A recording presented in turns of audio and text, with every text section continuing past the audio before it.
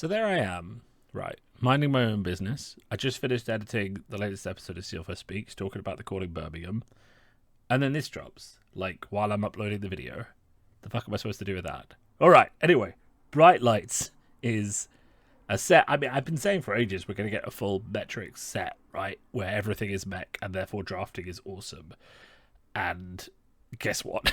Hey, it's actually happened.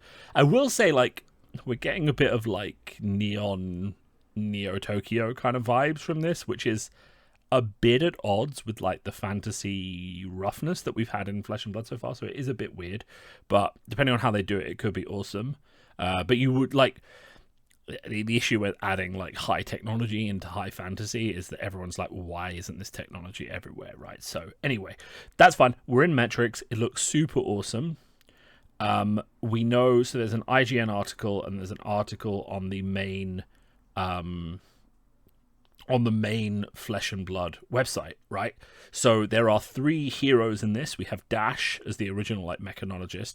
We have Teklo Vesson, who is, we've got him down here, who is the original creator of a lot of Dash's equipment, the Teklo core and all this kind of stuff. And then there's a 3rd hero unnamed. My bet is Data Doll 2.0, but I don't know they've announced it yet.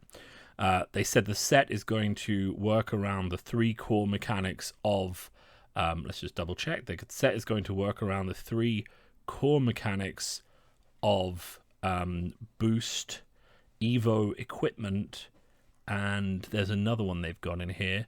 Items. Okay. So those are things like Teklo core, items, and there's this Evo equipment, which could potentially be like mech suits.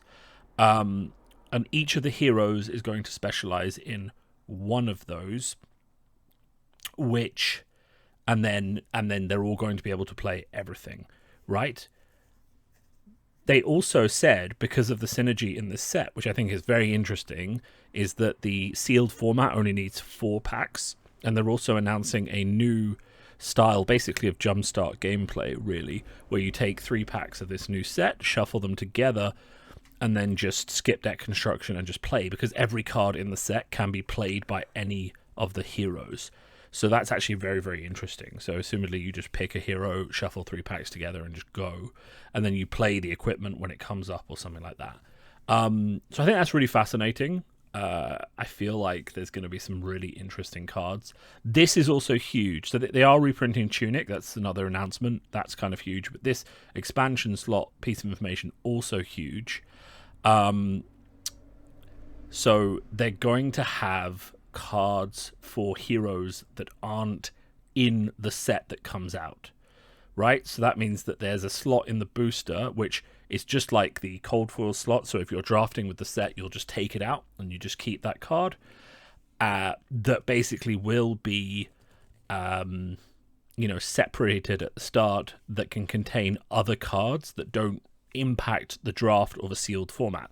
This is huge. This is amazing. I really think this is the best way to do it, and they're putting Tunic in there, right? So you won't be able to draft Tunic, you won't be able to play Tunic in sealed, so it doesn't affect the format, but it's just reprinted. That's absolutely fantastic. It's absolutely amazing. I can't believe how that's just such a good decision. Yeah. And it replaces the token. I mean, that's fine. So this is literally perfect, right? And they say that the expansion slot card can also be replaced by a premium 4 card, such as Extended Art. So once in every 15 boosters, give or take, there will be 2 cards. There will be 1 card you cannot play, which will either be an expansion card or some sort of EA Legendary Cold Foil. And that just lets them print whatever they want without impacting the set. Right, let's take a look, because they've given us some ideas of cards, right? So, Evos, as we kind of predicted earlier, are, in fact, mech suits, right? So, this is clearly, if you have a base head equipped, transform it into this, and then equip this. Okay, so you're going to basically have a base mech suit equipped, and then you're going to upgrade it with cards from your deck that have these abilities, right? So when you transform into an Evo with a different name, you get +1 intellect. So when you play this, you get +1 intellect, and then when it blocks, it can block, right? And it will block for 3 with temper, so you can defend with your mech cards, it seems. That's kind of the implication, because it doesn't have life, it has blocks, so assumably you can block with different parts of your mech suit once you're building it. The real question, I guess, will be whether the mech cards, like whether you have to have, like we've got the new mech gloves that get plus bonus to the thing they're under when they're under something, if that's the framework, so that your equipment slot is all of these base pieces, and then you have to equip better pieces by playing them. That would be really interesting. So you wouldn't have an armor suit when the game starts. You would just build it over time, which is really fun. And then we kind of see the attack actions that are in the deck. So this costs 6, which is really expensive. If you have 1 or more Evos equipped, this gets, when it hits a hero, they discard a card. If you have 2 or more, this costs 3 less to play. 3 or more gets overpower. 4 or more gets. So when you're fully suited up, this is a 3 for 9 with overpower. That's awesome. Okay, I was going to sell my mech cards. I'm not selling my mech cards anymore. That seems to have happened. And here we have the answer. Okay, so...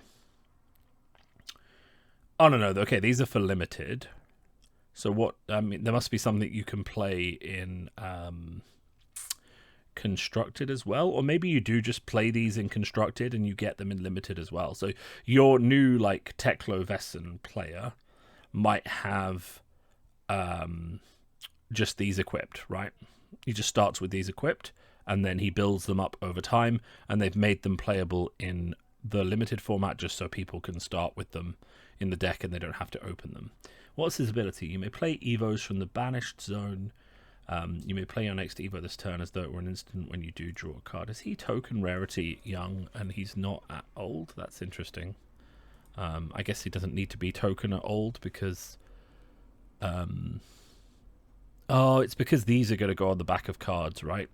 So these have to take the slots where the old hero would normally be on a token card, and that kind of makes sense as to why he needs to be a majestic, because it needs to give space for a lot of these to be printed.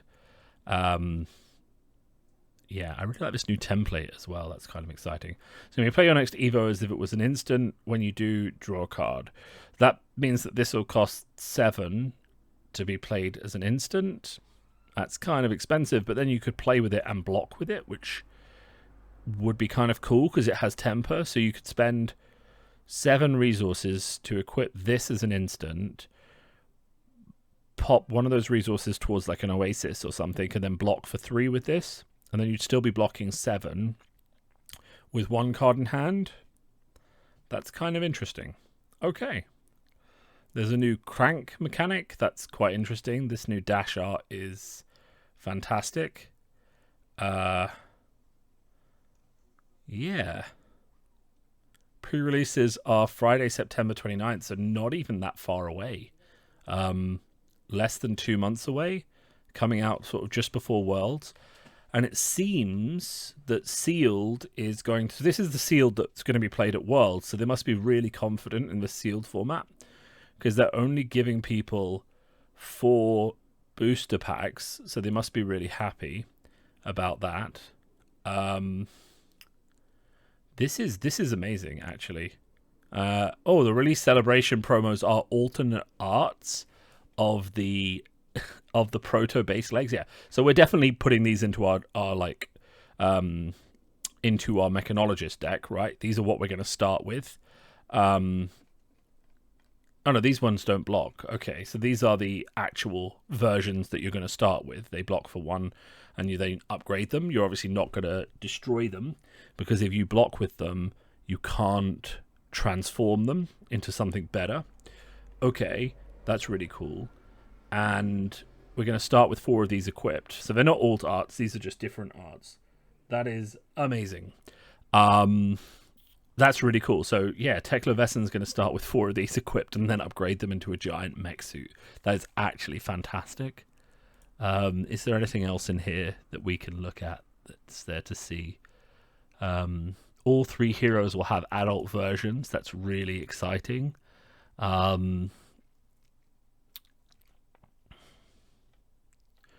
Obviously, it's going to be great for draft because every card is playable in every deck. I mean, that's going to revolutionize the draft format. It kind of looks like that's everything that's on offer. Dash I/O founder. Yeah, interesting. Okay. So we really have the full mech set, the really interesting approach to synergy and that kind of thing. I'm actually super hyped for this. I mean, I think mech is already pretty cool. I will say, I mean, my initial, like, this doesn't really fit as well with the feel of the rest of the world is my only thought. Like, it does kind of feel a bit like, you know, Neo Tokyo versus like the Solanans who are just in a field with a sword. But you know, you have to give up some things when you're in a fantasy universe. So like, yeah, I think that's really interesting. I really can't wait. Metrics does have some fantastic art. Is there anything else on the product sheet? I mean, this is just great, isn't it? New dash art's fantastic. She is more mech than person now, but I'm sure some cosplayers are going to have some fun with that.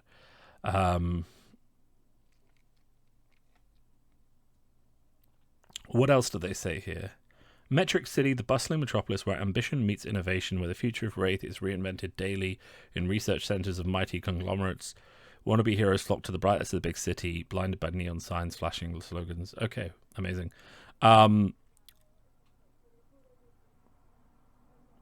Yeah, one cold foil, one per display. Okay, that is interesting. So now they are actually saying there is one cold foil per display. Then they say it's not guaranteed, but I'll have to check and see if they've said that before. Actually, that's quite interesting. Give me a second. Okay, no, false alarm. That's what they've said on previous sets before. So, as always, the typical average is to have one cold foil per display. Hopefully that will hit. I imagine we're going to get extended arts of or majestic versions of like a lot of this mech stuff, which is going to be fantastic. Yeah, this is really, really exciting. The only thing I guess I have a question about is just, is there something... I think I saw something about like a max deck size and sealed. Let's see. Ah, yes, here we go. Okay. So the pre-releases have now inserted a maximum deck size. That's very interesting, because remember what we've said before is Flesh and Blood is a game where sealed tournaments tend towards fatigue. The more people who get cards that block 3 tend towards fatigue. So the fact that they've capped it at 40 is actually huge. And that could be really, really exciting. Yeah, so I think that's made me really exciting. There is also... Okay, the Calling Barcelona is the World Championships in Barcelona. I thought there was maybe a little announcement of a secret calling prior to Worlds, but no, it's just that. Okay, I'm a bit more excited for the side event in Barcelona now. Obviously, I'm still going to try and get a PTI and play in the main event, but if I can't, this looks like a great set and use of the event. So this is super exciting. I'm really thrilled about this. I think it's going to be fantastic. Let me know your thoughts in the comments, right?